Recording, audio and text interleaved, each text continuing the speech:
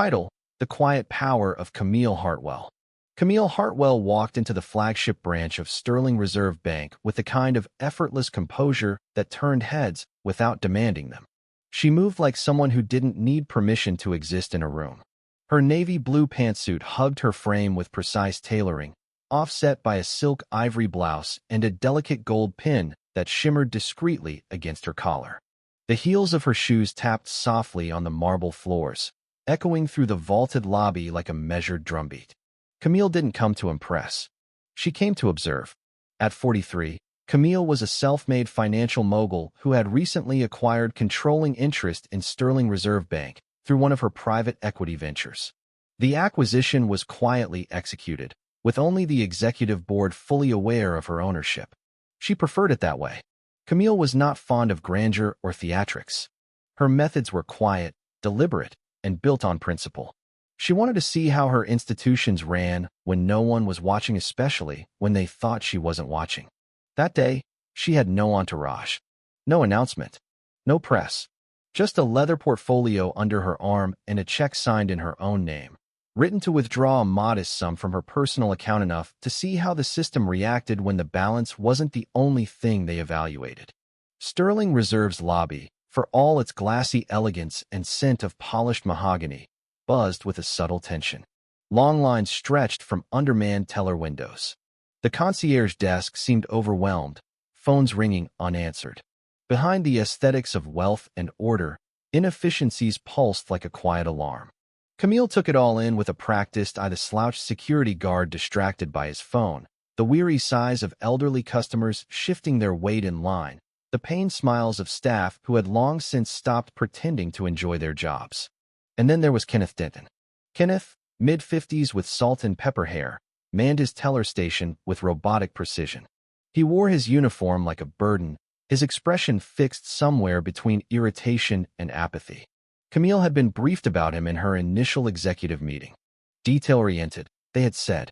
Doesn't play favorites. But behind the HR euphemisms, what she heard was something else: complaints about microaggressions, double standards, and cold dismissals from certain customers, mostly those who looked like her. She approached his window calmly and placed the check on the counter. "Good afternoon," she said with a polite smile. Kenneth glanced up, blinking at her, as if trying to place her status based on what he saw. A black woman, alone, impeccably dressed, holding herself like someone who should be important, but clearly not his kind of important. His eyes narrowed almost imperceptibly. "How can I help you?" he asked, without the usual greeting, without warmth. Camille gestured to the check.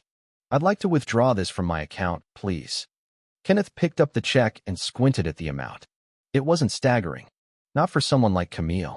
But he didn't ask for her account number, didn't verify her identity, didn't even glance at the computer screen in front of him. Instead, he slid the check back toward her with 2 fingers. "I'm sorry," he said flatly. "We can't process this. It's against bank policy." Camille blinked once, slowly. "What policy is that?" Kenneth cleared his throat, visibly uncomfortable now that she hadn't immediately accepted his refusal. "If you have an issue, you can take it up with the branch manager." Camille's posture didn't change, but her eyes sharpened. "You haven't even checked my account," she said calmly. "Why exactly are you refusing this transaction?" Kenneth leaned back in his chair. "Your balance is insufficient for this amount." Camille's gaze didn't move. She didn't flinch. "I see." Around them, the lobby had begun to quiet. A few heads had turned. A man in line, older, white-haired, dressed in a worn cardigan, frowned. "That's odd," he murmured to the woman beside him. He just cleared a larger check for that man who came in earlier. Didn't even ask questions. Camille noticed the comment, but didn't acknowledge it directly. She kept her eyes on Kenneth. "Are you certain about my balance?" she asked, still polite, still even-toned. Kenneth's face flushed. "This isn't open for debate," he snapped. "If you're dissatisfied, you're welcome to speak with the manager." Camille reached into her bag and retrieved a business card. Not the one that bore her full executive credentials, just a plain one with her initials and contact info. She placed it beside the check, tapped once, and said, "Please return both to me." "I'll do that." She walked away, her heels measured and soft against the tile. Kenneth muttered something under his breath, but didn't follow. He didn't have the sense of urgency that usually came with real power. and he didn't realize yet that he had made the most costly mistake of his career. Moments later, the branch manager, Evan Holder, emerged from the glass office in the back. He was young, bright-eyed, and clearly panicked. "Ms. Hartwell," he called, his voice low and urgent. Kenneth looked up. "Wait, Ms. Hartwell." Camille turned to face him. "Yes," she replied simply. The room had stilled. Customers leaned in to hear. Even the security guard had put down his phone. Evan looked mortified. "We weren't informed of your visit today, or we would've." Camille raised a hand, cutting him off gently. She turned back to Kenneth. "This teller refused to serve me. He cited policies that don't exist and claimed I had insufficient funds without verifying anything. Would you like to explain?" Kenneth's mouth opened and closed. He stammered. "Two didn't know I thought." "That much is clear," she said coolly. Then she turned to the room. "My name is Camille Hartwell. I'm the new principal owner of Sterling Reserve Bank. And I want each of you to know that what happened here today is unacceptable." The silence was absolute. "This institution is built on trust," she continued, "and trust cannot exist without fairness. I came here unannounced for a reason to see how our customers and staff are treated without fanfare. Unfortunately, I've seen enough."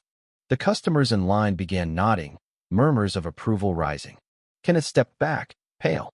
Camille didn't gloat. She didn't raise her voice. Her authority was quiet, but it filled the entire building. That evening, Kenneth was placed on immediate administrative leave, pending an investigation. But Camille didn't stop there. The next morning, she returned to the branch, this time with intention. Every staff member was gathered in the conference room on the second floor. Camille stood at the head of the table, no notes in hand, no script. She spoke with clarity and conviction. "I want to be very clear about who we are now," she said. "This bank does not tolerate discrimination, implicit bias, or selective enforcement of policy. What happened yesterday wasn't just a customer service failure, it was a betrayal of our values." No one spoke. She continued, "This isn't about one man's behavior. It's about a culture that allowed him to believe he could act that way without consequence. That ends today."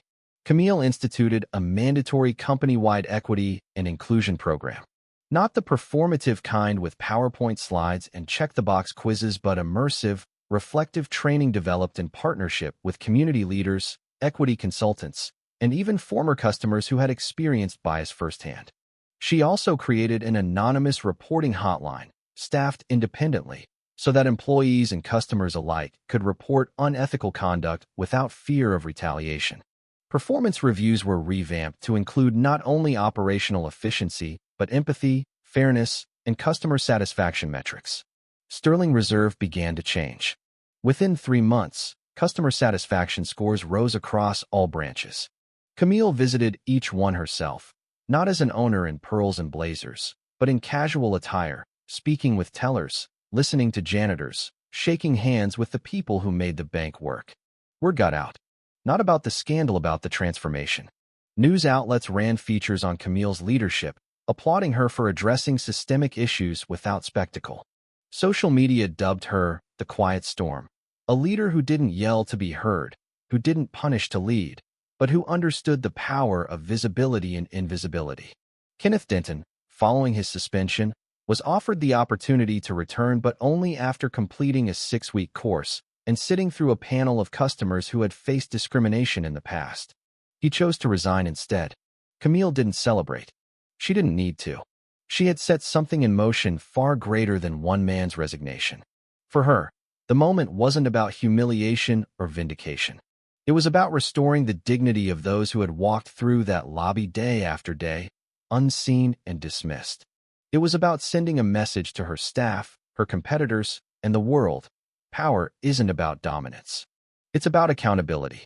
A year later, Sterling Reserve Bank was named one of the most inclusive workplaces in the country. Its internal review process became a case study at business schools. And Camille Hartwell? She continued to move the way she always had, quietly, purposefully, with dignity that demanded respect without asking for it. Because change doesn't always start with a protest or a press release. Sometimes, it starts with a check and the silence that follows when a woman decides enough is enough.